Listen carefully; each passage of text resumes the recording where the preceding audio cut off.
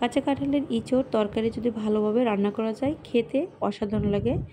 চলেন আমি আজকে তৈরি করে দেখাবো কাঁচা কাঁঠালের ইঁচড় তরকারি। আপনাদের যেটা পছন্দ হয় সেটা রান্না করতে পারবেন। রেসিপিটা যদি ভালো লাগে please like, share, comment, subscribe করুন। পাশে থাকা বেল আইকনটি প্রেস করে দিন। নিত্য নতুন রেসিপিতে অবশ্যই নোটিফিকেশনটা অন করে দিন।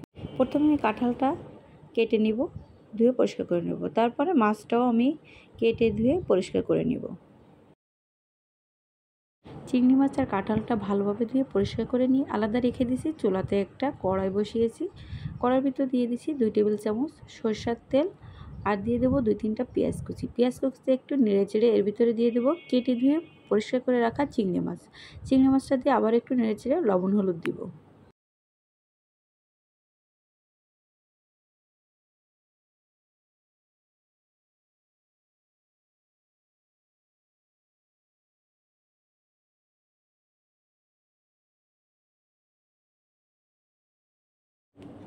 চিংড়ি মাছ আর পেঁয়াজটা ভালোভাবে একটু ভেজে নিছি। তারপর দিয়ে দেব গোটা এলাচ, দারচিনি, লবঙ্গ, তেজপাতা, এগুলো দিয়ে আবার একটু ভেজে নেব। ভেজে নেওয়ার পরে বাটা মশলাগুলো দিয়ে দেব। মশলা দেওয়ার আগে সামান্য একটু নারকেলের দুধ দিয়েছি যাতে মশলাটা না পুড়ে যায় সেজন্য। আর চুলার আঁচটা একদম কমিয়ে নিছি। এখানে 1 চামচ জিরা বাটা দিয়েছি, 2 টেবিল চামচ রসুন বাটা, 1 চামচ আদা বাটা, শুকনো মশলা দিয়েছি 1 চামচ ধনিয়ার গুঁড়া, 1 টেবিল চামচ শুকনো মরিচের গুঁড়া, 1 চামচ হলুদের গুঁড়া, পরিমাণ মতো লবণ। এগুলো দিয়ে আমি মশলাটা একটু কষিয়ে নেব। মশলাটা নেড়েচেড়ে আগে থেকে কেটে রেখেছিলাম কাঁচা কাঁঠাল সুন্দর করে বেছে সেগুলো দিয়ে দিচ্ছি।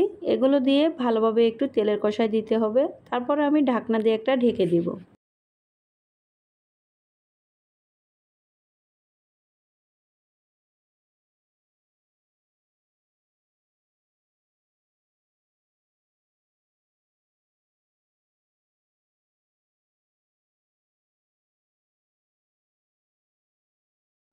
ঢাকনাটা তোলার পরে আবার একটু নেড়েচেড়ে এর ভিতরে দিয়ে দেবো একটা নারকেলের দুধ।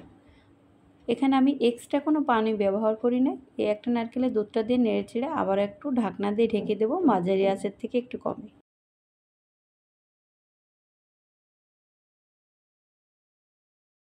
ঢাকনাটা তোলার পরে আবার একটু নেড়েচেড়ে দিব। এখানে এক্সট্রা কোনো পানি ব্যবহার করবেন না, তাহলে ইঁচড়ের যে টেস্টটা সেটা পাবেন না। এখন কিছুটা সেদ্ধ হয়ে গেছে, একদম শুকনা শুকনা ভুনা ভুনা করে এটাকে আমি নামিয়ে নেব। তারপরে এখানে আমি 4-5টা কাঁচামরিচ একটু লাল লাল হয়েছে সেগুলো দিয়েছি, দিয়ে আবার একটু নেড়েচেড়ে ঢাকনা দিয়ে ঢেকে দেব।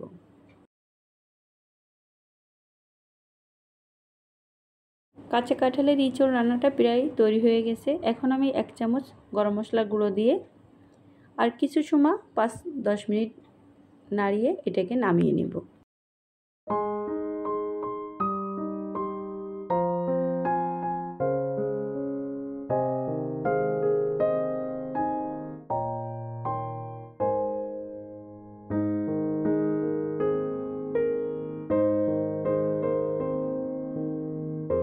তৈরি হয়ে গেছে কাঁচা কাঁঠালের ইঁচড় তরকারি। আপনাদের যেটা পছন্দ হয় সেটা তৈরি করতে পারবেন। খুবই মজা খেতে, গরম ভাতের সাথে পরিবেশন করুন, অনেক ভালো লাগবে।